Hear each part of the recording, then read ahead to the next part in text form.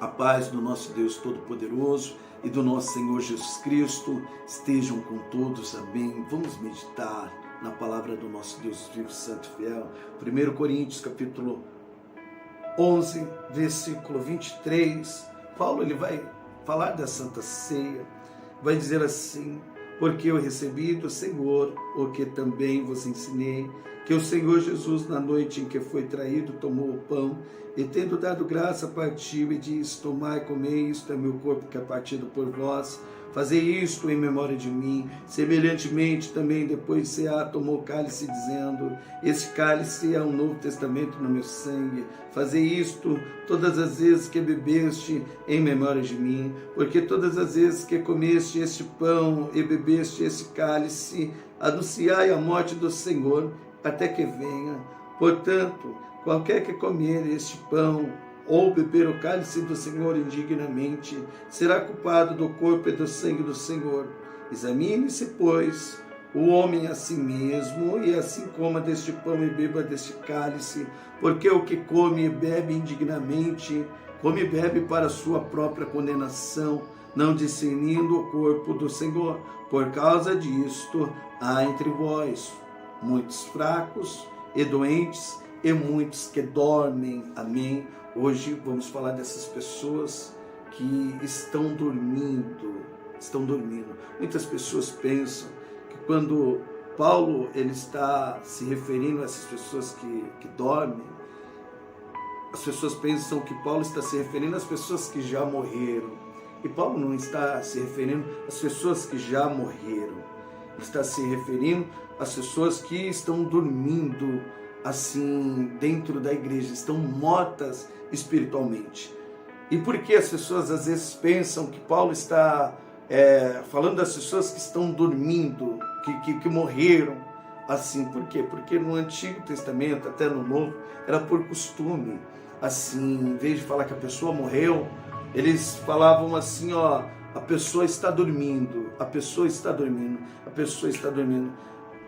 Você vai aprender sobre isso em 1 Crônicas, capítulo 28, no versículo 27, do pai, o pai do rei Ezequias, o rei Acaz, vai deixar bem claro ali: dormiu o rei Acaz e foi sepultado na cidade de Jerusalém. Também o pai de Acaz, também em 2 Crônicas, capítulo 27, também vai dizer, né, sobre a morte dele. Em vez de falar que ele morreu, vai falar que ele dormiu, era por costume. Até mesmo em Lázaro, você vai ver aqui em João capítulo 11, no versículo 11, que Jesus Cristo vai dizer para os discípulos: Lázaro, nosso amigo, dorme, mas vou despertá-lo do sono. Versículo 12, disseram, pois, os seus discípulos: Senhor, se dorme, estará salvo. Mas Jesus dizia isto da sua morte. Eles, porém, cuidavam que falava do repouso do sono. Então Jesus disse-lhe claramente: Lázaro está morto. Lázaro está morto. E muitas pessoas, elas pensam que quando morremos, ficamos ali dormindo. E não. Tem como o Senhor provar isso? Na palavra tem, em Mateus capítulo 22, versículo 32, vai dizer que Deus não é Deus de mortos, vai dizer assim: eu sou o Deus de Abraão, o Deus de Isaac e o Deus de Jacó. Ora, Deus não é Deus dos mortos, e sim dos vivos. Então lembra ali até mesmo aquele rapaz que estava na cruz. O que Jesus Cristo vai dizer para aquele ladrão, vamos dizer assim? O ladrão vai dizer para Jesus: lembra de mim quando entrares no teu reino. Jesus Cristo vai dizer assim: ainda hoje estará comigo no paraíso. Então, Hebreus capítulo 9, versículo 27, vai dizer assim: e como aos homens está ordenado morrer uma vez, vindo depois disso o juízo. Você lembra da história daquele rico e do Lázaro, mendigo? Então, eu costumo dizer, sempre quando eu cito assim a história desse rico e do mendigo, às vezes as pessoas pensam assim: para mim entrar no reino dos céus eu tenho que ser pobre. Não, sem santidade ninguém vê Deus. assim, ó, vai entrar nos céus pessoas ricas? Sim, poucos, mas vão. Mendigos vão entrar, poucos, mas vão, pessoas pobres. No inferno vai entrar pessoas ricas, vai entrar muitas, né? No inferno vai entrar pessoas mendigo, pobres, vão entrar muitos, né? Porque muitos são chamados e poucos são os escolhidos. Você consegue entender isso? Então, no caso desse Lázaro, sem santidade ninguém vê Deus. Gálatas capítulo 6, versículo 7, vai dizer assim: não vos enganeis, de Deus não se zomba, que o homem plantar, ele vai colher o que semeia na carne colherá corrupção, mas o que semeia no Espírito, do Espírito colherá a vida eterna. Então entenda isso. Lázaro, ele semeou o quê? No Espírito, igual Jesus Cristo vai dizer: não acumuleis tesouro aqui na terra, mas acumuleis no céu. Então o que Lázaro fez? Ele semeou lá. Por isso que os anjos vão levar ele. Entenda isso. E por isso que o rico, ele vai ser sepultado. Você vê que quando ele pede para Lázaro, para o pai Abraão, pede para Lázaro, molhar a ponta dos dedos para refrescar minha língua. O pai Abraão vai falar: filho, lembra que para você foi dado assim as coisas aqui na terra. Por quê? Porque ele semeou as coisas aqui, e ele, em vez de semear lá no céu, não. Por isso que ele foi para o Hades. Porque uma coisa assim, quem ama o mundo constitui assim inimigo de Deus. Às vezes as coisas do mundo, às vezes não, as coisas do mundo nos tiram da presença de Deus. Então, Lázaro não. Lázaro semeou lá, por isso que ele está sendo, ele foi recebido ali no seio de Abraão, no paraíso.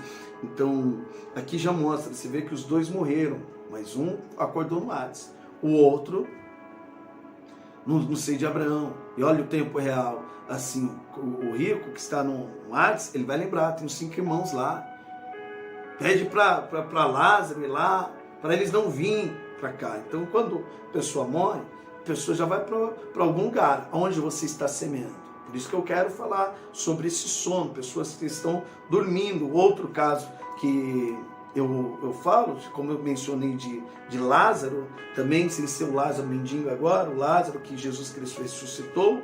Olha aqui, ó, a Marta vai dizer para ele, aqui no capítulo 11, no versículo 21 em diante, ó: Senhor, se o Senhor estivesse aqui, meu irmão não estaria morto, né? Não tinha morrido. Né? Mas Jesus Cristo vai dizer assim para Marta: teu irmão há de ressuscitar. Versículo 24, disse-lhe Marta: eu sei que há de ressuscitar na ressurreição do último dia. Então eles tinham esse pensamento também. Quando morremos, dormimos. Né? Mas não, você vê que eu citei tanto o rapaz na cruz, como Lázaro, e Lázaro aqui também. Olha aqui o que ele vai dizer aqui, ó: eu sou a ressurreição e a vida, quem crê em mim, ainda que esteja morto, viverá. Então quando ele fala isso, quem crê em mim, ainda que esteja morto, tem muitas pessoas que estão mortas espiritualmente, mas no fundo crê ali. Deus vai me tirar dessa situação. Por que eu falo isso? Porque eu já andei assim morto, mas o meu coração estava crendo ali. Deus vai me tirar das drogas, Deus vai me tirar da prostituição, do álcool. Eu creio, eu não sou melhor do que ninguém. Eu já entrei na biqueira pensando assim: eu não sou melhor do que ninguém, mas eu creio que Deus vai me tirar daqui. Deus me tirou, e hoje eu prego a palavra dele. Então olha aqui, aí no versículo 26, ele vai dizer assim: e todo aquele que vive, olha aqui, no versículo 25, ele fala assim: quem crê em mim, ainda que esteja morto, viverá. Mas aqui no versículo 26 é forte demais. Ele vai dizer: e todo aquele que vive e crê em mim, nunca morrerás. Nunca morrerás. Por quê? Para entrar no reino de Deus, você tem que viver, não é só crer. Você tem que viver, entenda isso. É igual ele disse lá para Nicodemos, João capítulo 3. Olha como os textos encaixam. Tanto 3 como 25 aqui do 11. E João capítulo 3, no versículo 5, se encaixa aqui com o versículo 26 do capítulo 11, que vai dizer assim, lá em João capítulo 3, versículo 5: em verdade, verdade te digo, Nicodemos, que aquele que não nascer da água e do Espírito Santo não pode entrar no reino de Deus. Você entendeu? Então, para entrar no reino de Deus tem que haver santidade. Por isso que Paulo ele está dizendo para o povo lá, ó, vocês estão dormindo, vocês estão tomando a Santa Ceia, mas vocês não estão discernindo o corpo de Cristo. Vocês não entenderam o que é um evangelho. E muitas pessoas estão dormindo. Entra Efésios, capítulo 5, versículo 14. Desperta tu que dormes. E levanta-te dentre os mortos, e Cristo te esclarecerá. Tem muitas pessoas que não entenderam o que é o evangelho. O evangelho é renúncia. Assim, você prega ali, você ensina, fala assim, ó, nega a si mesmo, pega a sua cruz e segue Cristo. A pessoa não entende isso. A pessoa está dormindo, olha o outro exemplo. A pessoa reza ali o Pai Nosso.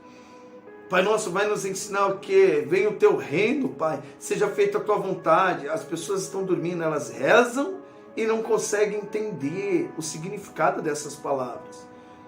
Assim, ó, às vezes você até fala, ensina e a pessoa está dormindo. Mesmo modo, Pai, que o Senhor governe os céus e a terra, que o Senhor venha governar o meu coração, através da tua poderosa palavra, seja feita a tua vontade. Igual assim, até no Pai Nosso, na hora que fala do perdão. Perdoa, Pai, os meus pecados, as minhas ofensas, assim como eu também perdoo. Mas, às vezes a pessoa não perdoa. Ela está dormindo. Ela está dormindo, ela está dormindo. Você está pregando, você está ensinando. Você tem que amar a Deus sobre todas as coisas. As pessoas não entendem. Você tem que não se assentar na roda dos escarnecedores. A pessoa ouve, ela está dormindo, ela está morta espiritualmente. Ela não consegue entender que a amizade dela mudou, a família dela é outra, é de Cristo Jesus. Ela se batizou agora, ela faz parte da família de Cristo, está dormindo. Ela não consegue ver que ela tem que ter uma vida de santidade. Ela busca as coisas dessa terra, as coisas terrenas, está dormindo. Ela está dormindo. Por isso que Paulo está dizendo, por isso que entre vós tem muitos fracos. Quantas pessoas vão estar fracas aí na fé? Está deixando de vir, deixando de congregar. Por quê? Porque dormiu. Em algum momento o sono pegou. Igual fala, se o sono pegar, vem assim, ó, vem uns sinais. Assim, um cansaço. Aí depois, aí um olho já começa a fechar e desperta, meu Deus. Aí de repente, dormiu, e dormiu espiritualmente. Por isso que está fraco. Desistiu. Por isso que muitas pessoas estão doentes, é isso que ele está dizendo. Então a palavra de hoje é para você despertar. E como você desperta? Você tem que ouvir pregações. Olha, você tem que parar de ficar andando com aquelas pessoas que não estão te alimentando espiritualmente. Você tem que andar com aquelas pessoas que o coração está cheio da palavra de Deus. Por que, pastor, eu tenho que andar com as pessoas que estão com o coração cheio de Deus?